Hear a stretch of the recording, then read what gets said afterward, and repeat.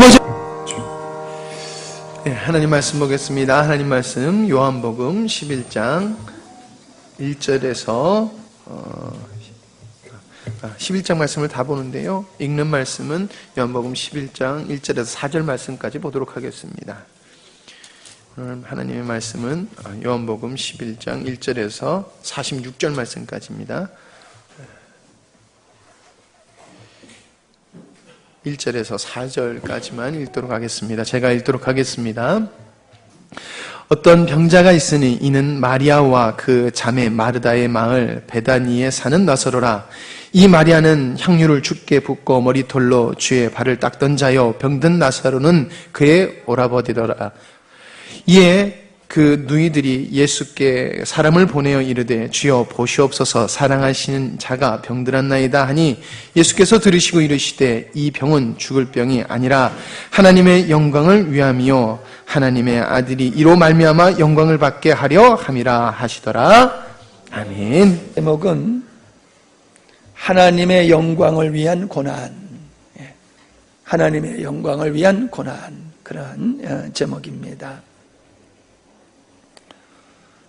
덥지도 않고 얼마나 좋습니까? 편안하게 잘 들으시면 좋을 것 같습니다.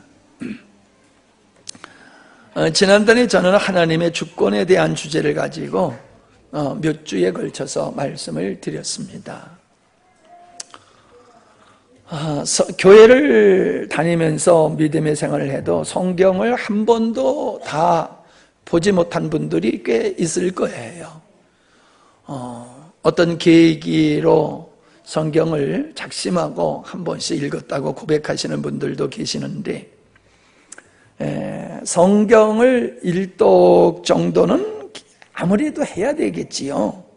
성경을 다는 우리가 많이 읽지는 못해도 일독 정도는 좀 해야지 되지 않나 하는 생각 같습니다. 일독 가지고 안 되겠지만은, 왜 그런 말씀을 드리냐 하면은, 사람들은 자기의 인생을 자기 마음대로 사는 줄 알아요. 사실 그렇지 않습니까? 우리가 몇 시에 일어나고 몇 시에 자는 거 내 마음대로 하잖아요. 직장도 우리 얘기를 했습니다마는 들어가고 싶은 직장도 있지만은 들어가서도 마음에 안 들면 그냥 나오더라고요. 학교도 입학했다 마음에 안 들면은 그냥 그만두는 일도. 그래서 우리의 삶은 그냥 우리가 결정해서 우리가 선택해서 사는 것 같아요. 근데 정말 그렇습니까? 내 인생을 내 마음대로 살 수 있다라고 하면은 근심 걱정할 필요가 없지요. 내 마음대로 하는데 왜 걱정합니까? 내 마음대로 안 되니까 걱정하지요. 맞지요? 내 마음대로 안 되니까 걱정하는 거란 말이에요. 자녀를 내가 낳았지만은 자녀를 내 마음대로 기를 수 있습니까? 안 되잖아요. 그러니까 자녀 걱정을 또 하잖아요. 아까도 박 집사님 나라를 위해서 기도했지만은 나라 문제 대통령을 뽑아놓으니까 대통령이 자기 마음대로 정말 원하는 대로 국민을 원하는 대로 이게 됩니까? 이 국제정서라고 하는 것에 의해서 참으로 우리의 미래를 우리 스스로 결단할 수 없는 이런 상황인 것을 우리가 잘 알잖아요. 대통령은 우리 허락 없이 전쟁할 수 없다 그러는데, 누가 전쟁하고 싶어서 전쟁합니까? 저쪽에서 대포를 쏘고 로켓을 쏘면은 전쟁할 수밖에 없는 거지요. 잘 생각해 보세요, 여러분. 인생은요, 내가 결단해서 사는 것 같지만은 아니더라고요. 아니에요. 여러분이 왜 성경 일독을 제가 말씀을 드렸느냐 하면은, 여러분이 적어도 성경을 일독하셨다라고 하면은 뭘 발견하셨을까? 이건 반드시 발견했어야 돼요. 뭐냐면은, 역사는 하나님의 주권 속에서 이루어지는 거나, 이거를 여러분이 깨달아야 돼요. 인간을 만드신 분이 하나님이실 뿐만 아니라 그 인간이 살아가는 역사조차도 인간 스스로가 선택해서 결정할 수 있는 게 아니라, 사실 자기 마음대로 살아가는 것 같지만은 그게 아니라는 거예요. 하나님의 주권 속에서 역사는 진행되어 가고 있더라. 개인의 삶도 그렇고 국가적인 것도 그렇고 그렇다는 거지요. 우리는 하나님께서 왜 아브라함의 후손인 이스라엘을 당신의 백성으로 선택하셔서 그들과 함께 하셨는가? 그걸 알아야 되는데요. 여러분, 우리가 구약을 쭉 이스라엘의 역사 속에서 이루어진 사건들을 읽어보면요, 이스라엘의 왕은 하나님이 세우셨어요. 이스라엘의 역사는 하나님이 결정하셨어요. 이스라엘의 평안도 하나님, 이스라엘의 전쟁도 하나님, 이스라엘의 기근도 하나님, 이스라엘의 질병도 하나님, 하나님의 손길에 의해서 다 이루어졌던 것을 여러분이 보실 수 있을 거예요. 바벨론으로 시작된 5대 제국의 변천사도 하나님은 미리 다니엘을 통하여 느부갓네살 왕에게 꿈으로 보여주셨어요. 앞으로 이 나라의 역사가 이렇게 변천될 것이다. 여러분, 성경에는요, 수많은 예언의 사건이 있어요. 그것도 개인적인 사건이 아니라 국가적인, 시대적인 사안들을 하나님은 예언을 하셨어요. 근데 그게요, 다 이루어졌다는 거예요. 하나도 어김없이 하나님이 내가 앞으로 이런 역사가 있을 거야, 내가 이런 일을 할 거야 라고 하는 말씀들이 그대로 다 성취된 것이 성경에 기록되어 있어요. 최근에 이루어진 게 뭡니까? 이스라엘의 회복이에요. 이건 불가능하잖아요. 주권을 상실하고 국토를 상실하고 모든 민족이 세계에 흩어져서 2000년 동안 흩어져서 살던 민족이 독립을 한다? 다시 옛날의 국가를 재건할 수 있다? 대조영이 망한 고구려를 다시금 건국해 보려고 애를 썼지만 안 됐잖아요. 여러분, 지금 우리가 고구려와 같은 나라를 회복하고 저 만주벌판 광개토항에 다 차지했던 그 땅을 우리가 회복할 수 있을까요? 불가능하잖아요. 그런데 이스라엘은 그게 됐어요. 여러분, 말이니까 이게 쉽지 이게 과연 가능하냐 말이에요. 우리나라가 2000년 전이면은 언젠지 모르겠어요, 내가 잘. 2000년은 그만하고 100년 전의 역사로 돌아가려 해도 어려운 거란 말이에요. 근데 그게 이루어졌어요. 근데 그게 성경에 예언됐다는 거예요. 뭐가? 이스라엘의 회복, 독립이 예수님의 예언을 따라서 독립이 이루어졌다는 거예요. 여러분, 너무 놀랍지 않습니까? 예수님에 대한 예언은 340번이나 구약의 선지자를 통하여 예수님의 나심과 사심과 죽으심 후에까지 예수님의 삶에 대해서 예언이 되었어요.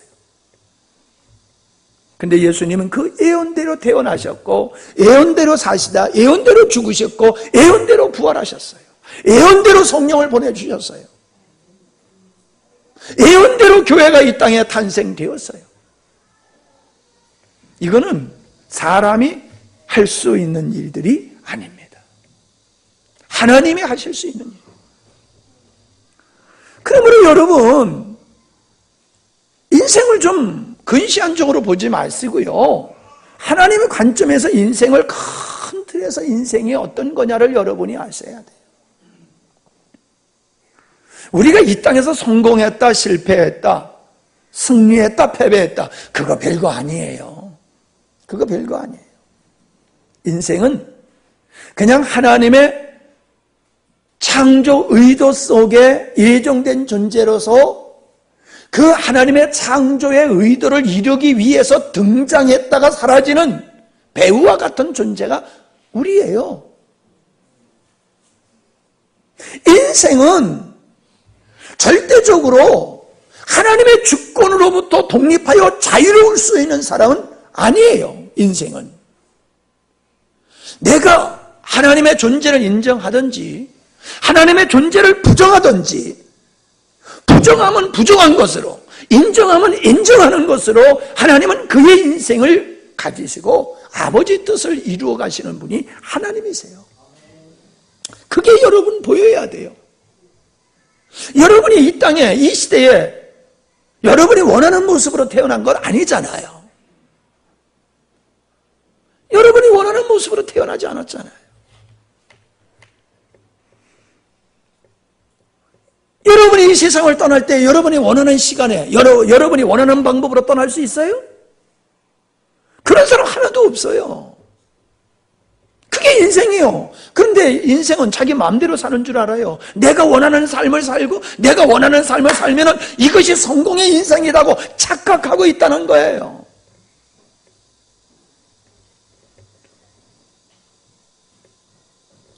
여러분, 좀 비유가 어떨지 모르지만 우리 조 집사님이 닭을 갖다 줘가지고 기르고 있는데 절반은 산짐승한테 바치고 절반을 지금 이제 잘 크고 있어요.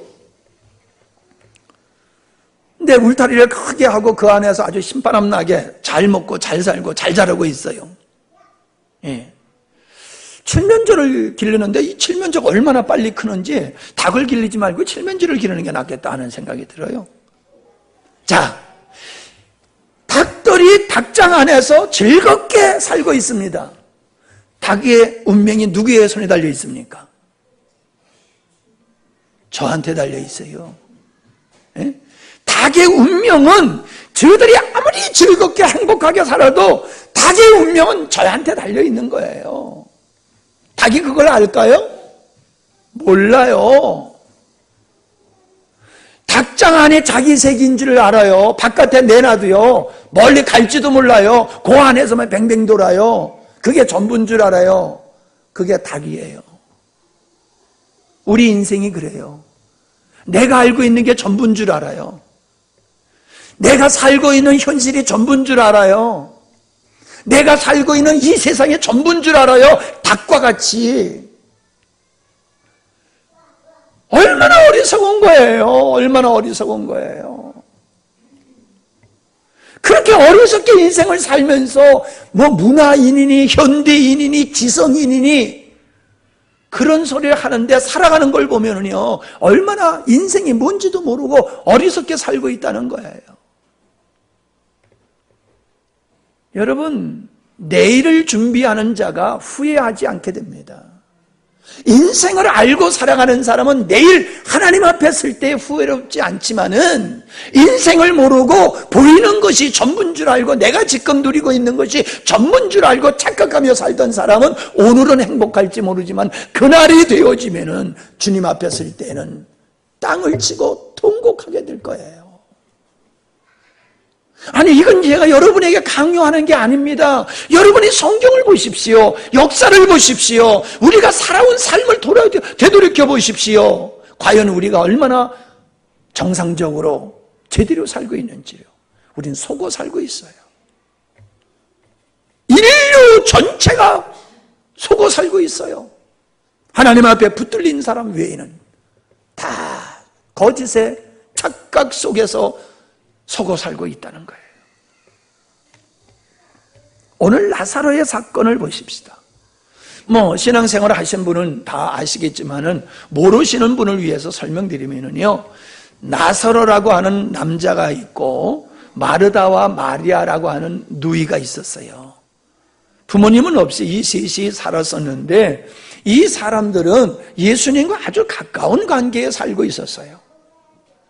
그래서 예수님이 늘 지나가다가 그 집에 들려서 머물고 가시고 쉬고 가시고 하는 그런 관계였거든요. 그래서 마리아는요, 예수님의 머리 위에 자기가 가지고 있던 소중한 옥합을 깨뜨려서 예수님의 머리 위에 붓고 머리털로 그걸 닦을 정도로 씻어드릴 정도로 그렇게 예수님을 사랑했던 사람이 마리아예요. 아주 가까운 관계지요. 그런데 그 동생 나사로가 병들어 죽게 되었어요.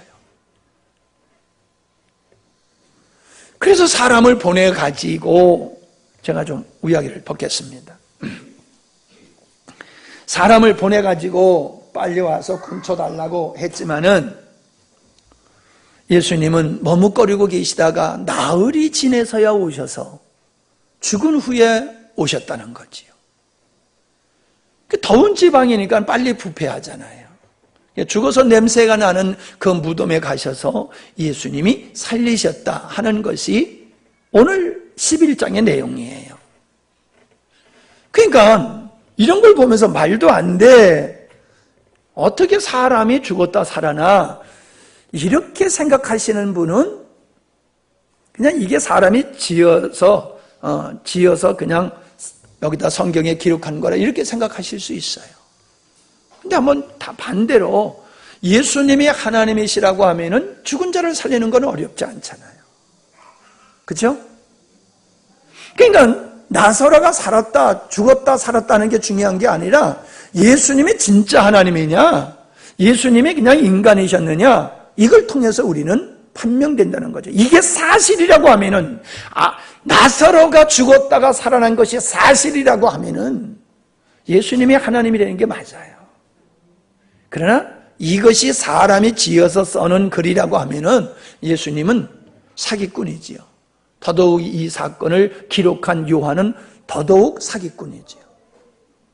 그러나 우리는 이러한 역사를 성경 속에서만 보고 있는 게 아니라 지금도 우리가 살고 있는 현실 속에서 예수 그리스도의 이름으로 치유의 역사뿐만 아니라 죽었다가 살아난 이런 사례들을 우리가 보고 있어요. 저는 딱 한 분을 봤어요. 죽었다 살아나신 분. 저는 그분의 말을 믿어요. 왜냐하면 그분의 삶이 그 내용을 입증하고 있기 때문에 그래요. 그분의 삶이 오직 하나님을 위해서 목숨을 내놓고 살고 있어요. 그분이. 여러분, 자기의 목숨을 내놓을 수 있는 것은 아무나 할 수 있는 것이고 아무 것에 할 수 있는 게 아니에요. 그는 죽었다가 살아났기 때문에, 죽은 후의 세계를 보았기 때문에, 그는 이 세상의 전부가 아니라고 하는 것을 너무나도 명확하게 그가 경험했기 때문에 보이는 건 잠깐이고 이건 헛된 거라고 하는 걸 깨달은 후로 그는 오직 하나님을 위해서 살고 계시는 분이에요. 자, 그 내용입니다. 자, 그런데 나사로를 살리신 이유가 뭘까 하는 겁니다. 왜 나사로를 살리셨을까? 친밀하기 때문에 살리셨을까요?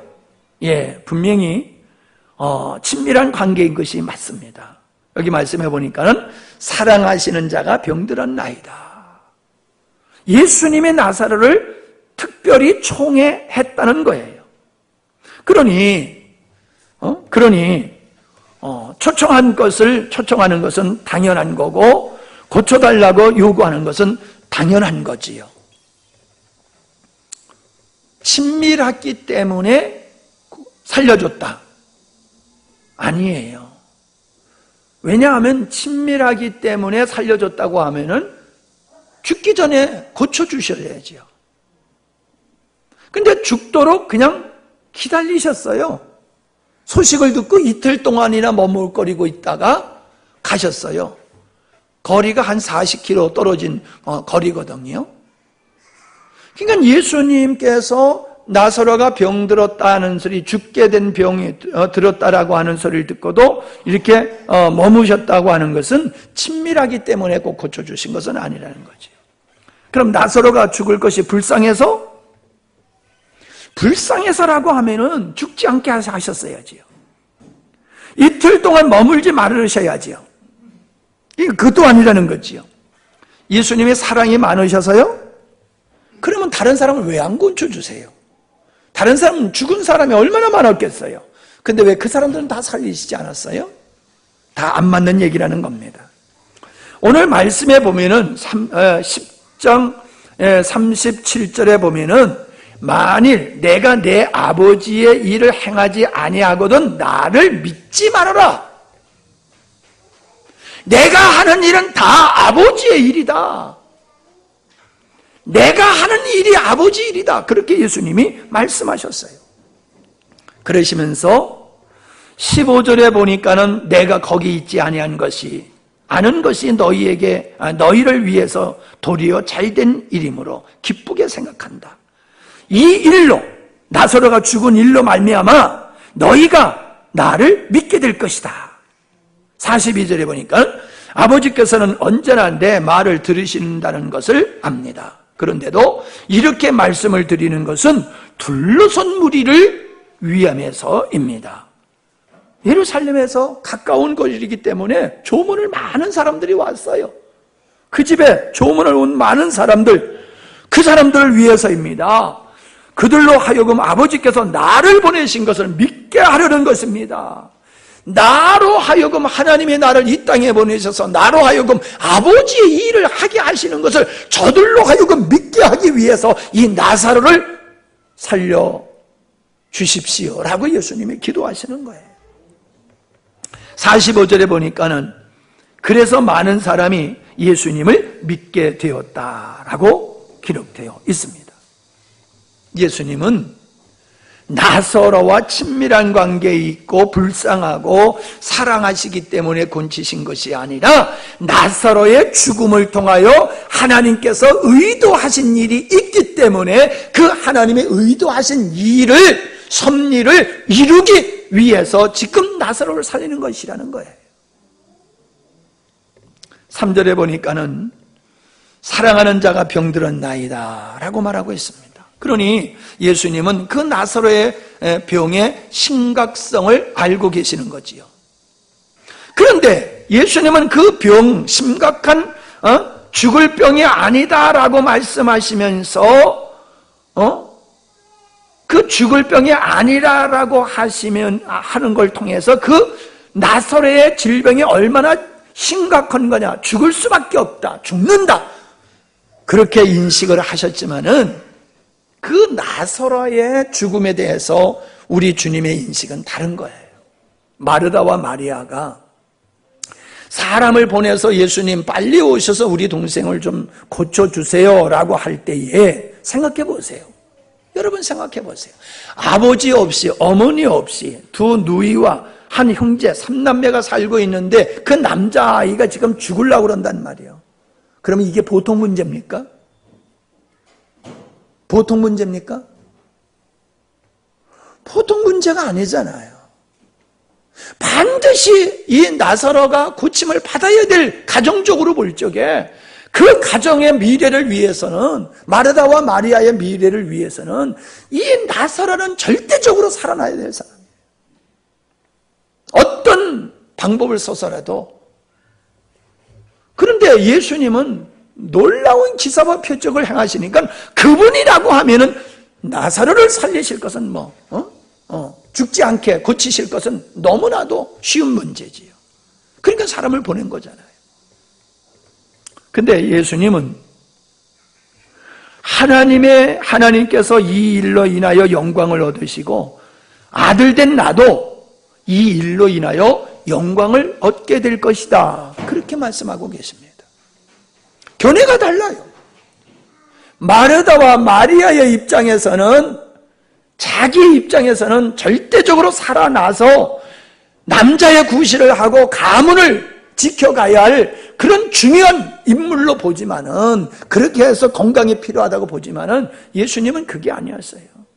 그런 측면이 아니었어요. 이가 병을 통해서, 이가 죽었다가 다시 살아남을 통해서 하나님의 영광을 받으실 거다. 뭐예요? 아버지의 뜻이 이루어질 거라는 거예요. 그게 견해예요. 그게 예수님의 견해라는 거지요. 같은 문제지만 어느 관점에서 보는가에 따라서 이처럼 견해가 달라졌다는 겁니다. 그러면 여러분이 가지고 계시는 문제를 어떻게 보십니까? 물론 여러분은 나사로가 병들어 죽게 된 것과 같은 문제는 아닐지 몰라도 그와 비슷한 문제를 여러분은 가지고 계시지는 않습니까? 반드시 해결되지 아니하면 안 되는 문제를 여러분 가지고 계시지 않습니까? 경제적인 문제가 그렇고, 자녀의 학업의 문제가 그렇고, 진로의 문제가 그렇고, 결혼의 문제가 그렇고, 형제지간의 문제가 그렇고, 직장에서의 문제가 그렇고, 우리가 경험하고 있는 지금 고난의 어떤 사건들을 한번 생각해 보세요. 그것에 대해서 우리는 빨리 해결돼야지 내가 좀 편히 살 수 있다. 이놈의 빚 좀 언제 다 갚나? 빚 좀 갚고 다리 쭉 펴고 좀 살고 싶다. 자녀들이 결혼을 못하고 있어. 자녀들이 사업이 안 돼. 자녀가 결혼을 했는데도 자녀를 못 낳아. 언제 이 문제가 해결할꼬? 얼마나 깝깝한 상황들이 우리들에게 많습니까? 그러나 우리는 그렇게 보지만 하나님은 그 문제를 어떻게 보실까 하는 거예요. 하나님은, 예수님은 하나님의 창조의 의도의 관점에서 여러분의 문제를 보고 계시는 거예요. 여러분의 문제를. 믿음의 사람은 내 관점에서 내 문제를 보는 게 아니라 하나님의 관점에서 내 문제를 본다는 거예요. 왜요? 로마서 8장 28절에 하나님을 사랑하는 자, 그 뜻대로 부르심을 입은 자들은 모든 일들이 협력하여서 선을 이룬다고 말씀하고 있잖아요. 여러분이 우리가 누굽니까? 하나님을 사랑하는 자예요. 하나님의 뜻 가운데서 부름을 받은 자예요. 우리를 향하신 하나님의 선한 뜻이 있다는 거예요. 우리를 향하신, 여러분을 향하신 하나님의 선한 뜻이 있어요. 그것을 이루어 가시는 분이 주님이세요. 주님은 여러분을 향하신 하나님의 뜻을 이루어 가고 계세요, 지금도. 근데 그 일을 이루어 가시는 일에는 고난과 역경도 있다는 거예요. 힘들고 어려운 상황도 있다는 거예요. 나사로가 죽을 병에 걸렸고 죽었던 것과 같은 그런 문제도 우리에게 있다는 거예요. 그러나 그걸 어떻게 보냐는 거예요. 마르다 마리아와 같이 볼 거냐, 예수님과 같이 볼 거냐, 이게 오늘 우리들의 삶 속에 중요한 과제라는 거지요. 우리는 지난주에 우리를 구원하신 그분이 우리 안에 계시고 우리를 구원하신 후에는 우리에게 우리를 구원하신 하나님의 뜻을 우리 마음속에 소원으로 넣어주셔서 우리로 하여금 하나님의 선하시고 기뻐하신 뜻을 위해서 살게 하신다. 그게 지난 시간에 우리가 나눴던 말씀이거든요. 그게 모든 것을 협력하여 선을 이룬다는 말씀이에요. 자, 저를 보세요. 저를 보세요. 여러분 스스로 그걸 믿습니까? 여러분 그걸 믿어요? 나는 하나님을 사랑하는 자고 하나님의 뜻 가운데서 내가 부르심을 입은 자고 하나님은 나를 통하여 선한 일을, 하나님의 뜻을 이루기 위해서 내 삶 속에서 일하고 계시고 고난까지, 역경까지, 실패까지 사용하신다라고 하는 것을 여러분 믿기를 바랍니다. 그럴 때 우리는 흔들리질 않아요. 우리는 반드시 승리하게 돼 있어요. 반드시 승리하게 돼 있어요. 하나님의 뜻을 이루는 건 영적으로만이 아니에요. 영적으로 하나님의 뜻을 이루는 사람은, 따라합시다, 육신의 일도 잘 된다. 예, 그래요. 하나님의 뜻이 여러분의 삶 속에 이루어지면은 육신의 문제도, 경제의 문제도, 가정의 문제도 덩달아서 부수적으로 해결되게 되어 있어요. 우리가 하나님의 뜻과 무관하게 살기 때문에 줄여 죽게 되는 거지요. 아버지 품 안에서 아버지의 뜻을 이루는 인생을 살면은요, 예? 저 마산에 있는 아가씨가 함양에 와가지고 결혼을 하잖아요. 예? 그 어떻게 그렇게 만납니까? 하나님의 뜻대로 사니까는 제 발로 걸어오잖아요. 예? 제 발로 걸어오잖아요. 뭘 걱정해요, 여러분? 뭘 걱정합니까? 예?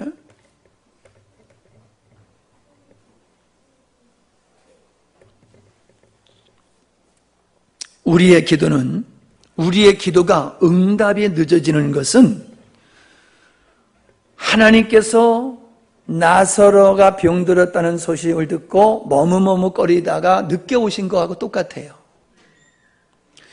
하나님이 우리가 원하는 대로 기도를 즉방즉방 이루어지면 우리 믿음의 생활 잘할 것 같지요? 그렇게 생각되지 않아요? 우리의 기도를 즉시 들어주면 우리 믿음의 생활 잘할 것 같지 않아요? 아니에요. 인간은 안 그래요. 화장실 갈 때 하고 나올 때 마음이 다르다고 하는 것 같이요. 하나님이 우리에게 은혜 주면 믿음의 생활 잘 할 것 같아도요, 은혜 입어보면요, 이게 저절로 내 것 된 것 같고 주님 멀어져요. 그게 인간이에요. 죄성이 우리에겐 그렇게 있어서 그래요. 그래서 하나님은 우리의 기도의 응답을 머뭇거리고 계시는 거예요. 즉시 응답하는 것만이 상책이 아니에요. 아버지의 뜻이 이루어지는 게 하나님은 더 그 관점으로 바라보고 계시는 거예요. 취직되는 게 급선무가 아니에요. 아들, 딸 낳는 거 급선무 아니에요. 진급하는 거 급선무 아니에요. 아이들이 좀 공부 좀 잘했으면 좋겠어. 그게 하나님의 관점이 아니에요. 그런 게 아니에요. 그러니까 우리의 기도 응답이 이루어진다 할지라도 우리가 하나님으로부터 멀어지지 아니하고 도리어 하나님의 뜻을 온전히 성취하며 사는 자가 될 때까지 하나님은 우리의 기도를 늦추시고 응답을 늦추고 계시다는 사실입니다. 6장 66절에 보니까 예수님의 말씀을 듣고 많은 사람들이 예수님을 떠났지요. 왜요? 실족해서요. 예수님의 영적인 사역을 육적인 것을 기대했던 사람들은 실족할 수밖에 없는 거예요. 지금 마르다와 마리아는 아차하면 실족할 수 있는 거예요. 아니, 예수님 그렇게 우리를 사랑하신다면요, 예수님 지난날에 그렇게 우리에게 정답게 하시더니 그래 지금 다른 건 몰라도 죽게 됐는데, 그래서 사람을 보냈는데도 그래 머뭇거리고 계시다가 죽은 다음에 오셔? 진짜 예수님 나 사랑하는 거 맞아요? 우리 사랑하는 거 맞아요? 지난날 우리 사랑한다는 거 가식 아닌가요? 이렇게 시험 들 수 있는 상황이잖아요. 뭐 바빠서 아는 것도 아니고 어쩔 수 없어서 아는 것도 아니고 머뭇거리다가 죽은 후에 오셨잖아요. 시험 들 수밖에 없는 상황. 우리는 하나님이 내게 하시는 일을 영적으로 바라보지 아니하면은 우리는 시험 들게 돼 있어요. 하나님의 주권적인 측면에서 나의 삶을 보지 아니하면은 하나님이 내게 하시는 일이 마음에 안 들어요. 주님의 사랑의 주님같이 보여지질 않아요. 하나님의 나를 관찰하시고 지켜보신다는 게 믿어지질 않아요. 오늘의 긴급한 고난의 인들을 우리 입장에서가 아니라 하나님의 관점에서 본다라고 하면 그건 결코 고난으로만 얘기할 수 있는 게 아니지요. 감사할 수 있는 것이 될 수 있습니다. 아멘? 감사할 수 있는 것이 될 수 있습니다. 자, 그 다음에 예수님께서는 이제 무덤에 오셔서 이제 그 나라는 땅을 파고 땅 속에 묻기도 하지만은 굴을 파고 굴 속에 이렇게 시신을 넣고 다 시신이 이제 썩어서 없어지면 뼈를 추려가지고 큰 이런 구덩이 혹은 항아리에다가 다 집어넣어요. 그러니까 거기에는 아버지, 어머니, 할머니, 할아버지 할 것 없이 모든 뼈가 한데 그냥 거기 이렇게 항아리 속에 있는 거지요. 그래서 이제 이렇게 굴을 파고 그 안에다 집어넣고 예수님이 죽은 후에 내가 3일 만에 다시 살아날 거다 하니까는 제자들이 예수님의 시신을 훔쳐다가 다른 데다 갖다 두고 예수님 살아나셨다고 거짓말 할까봐 큰 돌로 문을 이렇게 닫아놓은 거예요. 그리고 군사까지 지켰어요. 예수님의 죽음을. 그와 같이 이 나사로의 무덤도 굴을 파고 그 안에다가 집어넣고 돌문으로 막아놓은 거예요. 근데 예수님이 나사로를 살리시겠다고 그래요. 여러분, 이게 고지가 들립니까? 아니, 예수님 지금 농담하시는 겁니까? 아니, 살리실 양이면은 죽지 않게 하시는 게 훨씬 낫지. 왜 죽은 다음에 살리세요? 그렇게 생각하지 않겠어요? 아니, 죽은 자를 살리신다라고 하면은 돌문을 왜 힘들게 우리한테 열라고 합니까? 당신이 그냥 돌문을 열어버리든지 아니면은 돌문을 열지 않고도 죽은 나사로를 살릴 수 있으면 끄집어낼 수 있을 텐데 왜 번거롭게 이렇게 하십니까? 이렇게 생각할 수가 있겠지요. 더더욱이 경험상 상식적으로 이성으로 볼 때에 이미 죽어서 나흘이 되어서 썩은 냄새가 나고 있는데 그걸 어떻게 살립니까? 말도 안 되는 거잖아요. 그러니 마르다와 마리아가 돌문을 옮겨 놓는다는 것은 많은 수고가 필요할지 모르지만은 이건 정말로 불가능한 일을 믿고 순종하는 거예요. 한 번도 경험하지 못한 있을 수 없는 일을 기대하고 지금 이 돌문을 옮겨 놓는 거예요. 이게 믿음이에요. 이게 믿음이에요.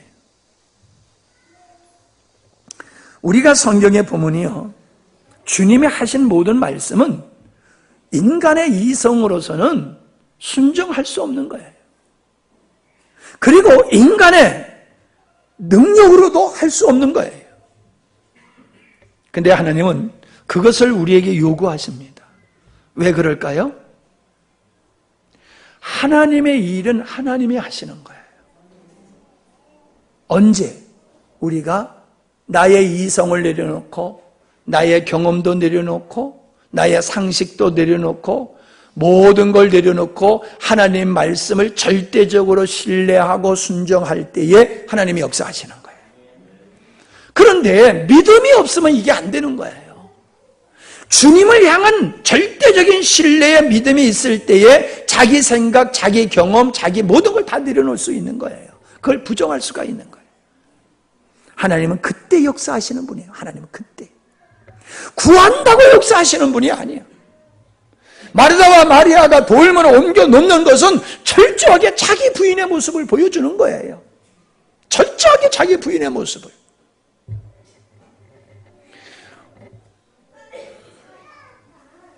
항아리에다 물을 갖다 부어라. 그리고 그걸 연회장에 갖다 줘라. 이거야 누가 못합니까? 그건 누구나 할 수 있는 거예요. 그러나 지금 나사로가 죽어서 냄새가 나, 썩어서 냄새가 나. 그런데 그걸 살리시겠대. 여러분, 그 예수님을 향한 믿음이 없으면 어떻게 돌문을 옮겨 놓을 수 있습니까? 자기를 부정하는 믿음이 하나님을 신뢰하는 믿음 속에서 생기는 거예요. 나사로는 육체로 죽었지만 마르다와 마리아는 옛사람 자아가 죽은 상태다라고 하는 겁니다. 늘 제가 소개합니다. 고린도후서 4장 10절 11절 우리는 언제나 예수의 죽임 당하심을 우리 몸에 짊어지고 다닙니다. 그것은 예수님의 생명도 또한 우리 몸에 나타나게 하려 함입니다. 우리는 살아있으나 예수로 말미암아는 늘 몸을 죽음에 내어 맡깁니다. 그것은 예수님의 생명도 또한 우리 죽을 육신에 나타나게 하려 함입니다. 고린도후서 10장 4절 싸움에 쓰는 우리의 무기는 육체의 무기가 아니라 하나님 앞에서 견고한 요새라. 견고한 요새라도 무너뜨리려는 강력한 무기입니다. 우리의 궤변을 무찌르고 하나님을 아는 지식을 가로막는 모든 교만을 쳐부수고 모든 생각을 사로잡아 그리스도께 복종시킵니다. 이게 자기를 부인한 자요, 이런 자에게 예수의 생명의 능력이 나타나는데 바로 이 돌문을 옮겨놓는 마르다와 마리아의 모습이 그 모습이다 이 말입니다. 우리의 문제는 믿음으로 반응하면 하나님의 영광이 되어지시는, 영광을 받으실 일이 되어지는 거예요. 내가 갖고 있는 문제가 어떠한 것이든지 우리의 문제 해결의 방법은 주님 앞에서 졸라대는 것이 아니라 우리 자아의 죽음으로 인한 순종이다라고 하는 겁니다. 성도의 관심은 내가 겪고 있는 문제에 있는 것이 아닙니다. 문제를 통해 이루시려는 하나님의 뜻에 우리는 관심을 가져야 될 줄 믿습니다. 내가 문제가 해결되는 것이, 내게 문제가 해결되는 것이 중요한 것이 아니라 문제를 통해서 하나님의 뜻이 이루어지는 것이 중요하다라고 믿는 것이 우리 믿음이 되어야 될 줄로 믿습니다. 마르다와 마르다는 끝까지 실족지 아니하고 주님을 신뢰하고 순종함으로 하나님의 뜻이 이루어졌다라고 하는 겁니다. 하나님의 뜻이 이루어졌잖아요.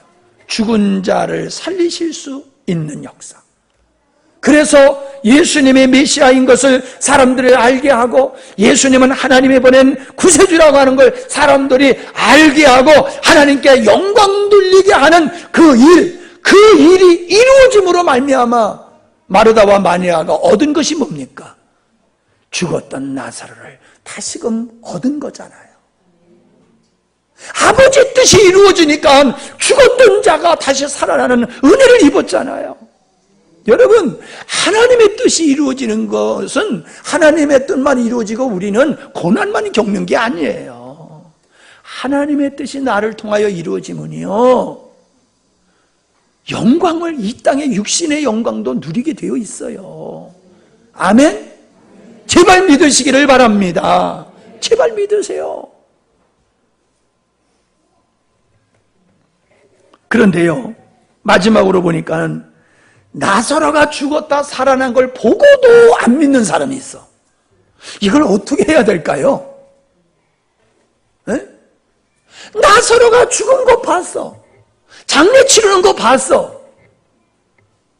눈으로 똑똑히 봤어. 근데 예수님이 그를 살리셨어. 그러면 예수님이 어떤 분이냐는 거예요.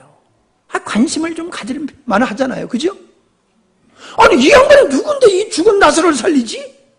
아니, 세상에 어떤 사람이 죽은 사람을 살릴 수 있는 사람이 어디 있어요? 그러면 관심이 좀 가야 될 거 아니야? 이분이 도대체 누구시길래 죽었던 자를 살리시는가? 그런 의문을 가져야 되고 궁금증을 가져야 되고 접근을 해야 되잖아요. 근데 여기 보니까요, 그렇지 않아요. 44절 보세요. 44절.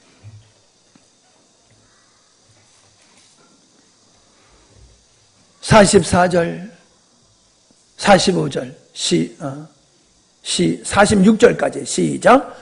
죽은 자가 수족을 배로 동인 채로 나오는데 그 얼굴은 수건에 쌓였더라. 예수께서 이르시되 풀어놓아 다니게 하라 하시니라. 마리아에게 와서 예수께서 하신 일을 본 많은 유대인들이 그를 믿었으나, 근데 이 46절 보니까 그 중에 어떤 자는 바리새인들에게 가서 예수께서 하신 일을 알리니라. 이게 뭐예요? 고자질했다는 거예요. 고자질. 바리새인들은 예수님을 아주 싫어하고 죽이려고 들었거든요. 고자질한 거예요. 아니, 고자질도 할 걸 해야지. 나사로를 살린 사건을 가서 고자질한 거예요. 그건 뭐예요? 인정을 하지 않은 거예요. 인정을 하지 않은 거예요. 여러분, 사람들은요, 불신자들이 이런 얘기를 해요. 하나님이 살아계신 것을 내게 보여주면 내가 믿겠다. 그런 얘기들을 많이 해요. 근데 가만히 생각해 보세요. 우리가 살고 있는 게 내가 살고 싶어 사는 겁니까? 기적이에요. 우리가 사는 게. 아니, 지구가 이렇게 멀쩡한 게 기적이에요. 이게 뭐 당연한 거로 여기는데 이게 기적이잖아요. 기적이잖아요. 내가 지금 정상적으로 살고 있는 거 이거 기적이잖아요. 내가 호흡하고 싶어서 해요? 내가 숨 쉬고 싶어서 숨 쉬냐고요. 저절로 쉬고 있잖아요. 저절로 쉬고 있어요. 저절로 되잖아요. 모든 게 저절로 되잖아요. 내가 소화하고 싶어서 소화가 됩니까? 똥 싸고 싶어서 똥 쌉니까? 그냥 되는 거잖아요. 내가 하는 것 같지만 아니에요. 하나님이 우리를 그렇게 만들어 놓으셨어요. 그렇게 우주를 만들어 놓으셨어요. 그러니까 이 존재 자체가 하나님이 계시다는 너무나도 분명한 증거인데, 아들이 하는 얘기가 아버지가 내 아버지인 걸 입증하면 내가 아버지로 믿겠습니다. 싸대기 한 대 얻어맞아야지 뭐. 예? 아버지에게 아버지가 내 아버지인 걸 입증하세요. 그러면 내가 아버지로 믿겠습니다. 해보세요. 그게 정신이 똑바로 박힌 사람입니까? 우리가 하나님의 은혜와 능력으로 살고 있으면서 하나님 보여주시면 믿겠습니다. 보세요. 보여줬잖아. 죽은 자를 살리시는 능력을 향해서 보여줬잖아요. 근데 안 믿어요. 안 믿어. 안 믿기로 결단한 사람은요, 세상 없어도 안 믿는 거예요. 그러면서 늘 내가 못 믿는 것은 네 책임이다 그러는 식이에요. 책임을 전가해요. 보고도 보지 못하고 듣고도 듣지 못하고 알아도 알지 못하는 것이 뭐예요? 현상만 보는 것이지 의미를 모르는 거예요. 현상만 아는 거지 의미를 모르는 거예요. 십자가에도 복음, 여러분 그 지식으로는 알고 있어도 복음의 의미를 모르면 모르는 거예요. 복음을 안다고 우리 쉽게 말하지 맙시다. 내가 복음으로 얼만큼 내 삶이 사라지느냐, 그거 내가 복음을 깨달은 거예요. 복음은 내가 알겠는데 내 삶은 안 바뀌어져. 그 사람은 복음을 지식으로 아는 거지 복음의 생명과 의미를 모르는 거예요.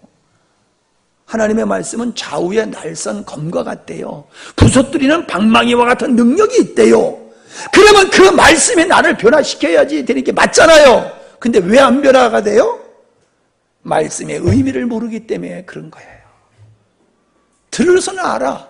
내용은 알아. 의미는 몰라. 그건 모르는 거예요. 유다는 예수님과 함께 3년 동안을 따라다니면서 예수님이 하신 모든 말씀을 들었고 예수님이 행하시는 모든 기사와 표적을 봤어요. 그런데도 그는 예수님을 은 30에 팔아버렸어요. 노예값으로 예수님을 팔아버렸어요. 다 보고 들었는데도. 여러분, 듣는 게 중요한 게 아니에요. 보는 게 중요한 게 아니에요. 열린 눈, 열린 귀, 열린 마음으로 그걸 영적으로 볼 때에 그게 깨달아지고 믿어지는 줄로 믿습니다. 말씀을 마치고자 합니다. 기도는 하나님께 졸라대는 게 아니에요. 기도는 아버지 뜻이 내게 이루어지기를 위해서 하는 게 기도가 돼야 돼요. 지금 내 기도가 바른 기도인가는 여러분이 어떻게 분별하실 수 있겠습니까? 여러분이 지난날 하나님께서 나에게 응답하신 이후로, 내 기도에 응답하신 이후로 응답하신 것만큼 내 삶이 바뀌어졌는지를 한번 돌아보십시오. 하나님이 내 기도를 들어주셨다라고 얘기하는 거 중요하지 않아요. 그래, 하나님은 너에게 그런 은혜 줬어. 그래, 그 은혜 받고 너 어떻게 됐는데? 옛날하고 똑같아. 그러면 그거는 아무런 의미가 없어요. 앞으로도 하나님의 은혜를 주시면 동일할 거예요. 그냥 은혜 받고 그대로 있을 거예요. 아니에요. 은혜를 입은 사람은 변화되게 되어 있는 거예요.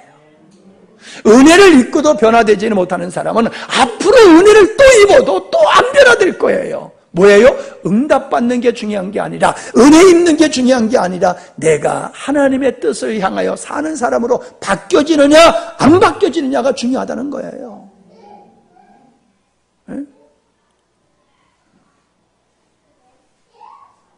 애들 보면 이쁘지? 지금 이뻐. 지금 실컷 봐. 지금 이뻐. 조금만 커봐. 지 멋대로 살라고 들지. 우리 아이들 어릴 때로부터 하나님의 말씀으로 매인자가 되지 않게 하지 아니하면요, 이게 왼수가 돼요. 왼수가 돼. 자식이 왼수가 된다니까요. 자식 기르면서 이게 왼수가 될 줄 누가 꿈에도 생각합니까? 그러나 그 영혼이 마귀한테 뺏겨버리면요, 그 영혼이 마귀한테 세상에 뺏겨버리면요, 부모도 모르고 형제도 모르고요, 저 자식도 모르고요, 왼수가 돼요. 왼수. 왼수. 원수. 원수가 되면 안 돼. 예?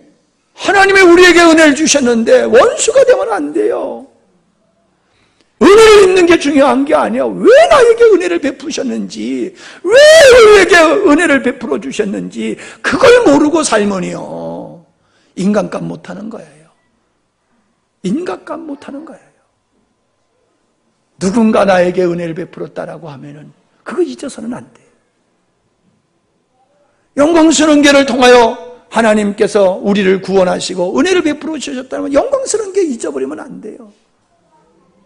인생의 형제, 영광스러운 교회 잊어버리면 안 돼요. 예.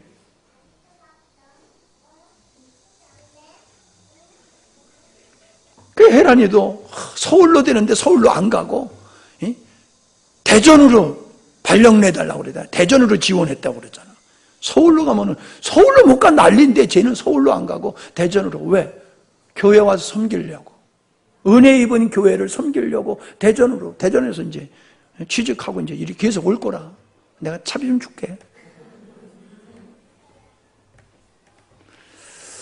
할렐루야. 오늘 저는 나사로의 사건을 통해서 하나님의 주권적인 측면에서 일하시는 분이 되는 걸 말씀드렸고요. 오늘 내가 겪고 있는 문제가 아무리 힘들고 어려워도 거기에는 하나님의 선한 뜻이 있으니까 믿음으로 반응하면 하나님의 영광을 보리라. 아멘. 그 말씀을 드렸습니다. 기도하시겠습니다.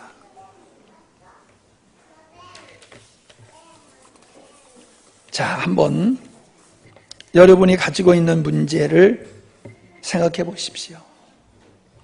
이 문제만 해결해 주셨으면 참 근심 걱정 없겠다 생각되어지는 거 몇 가지만 생각해 보십시오.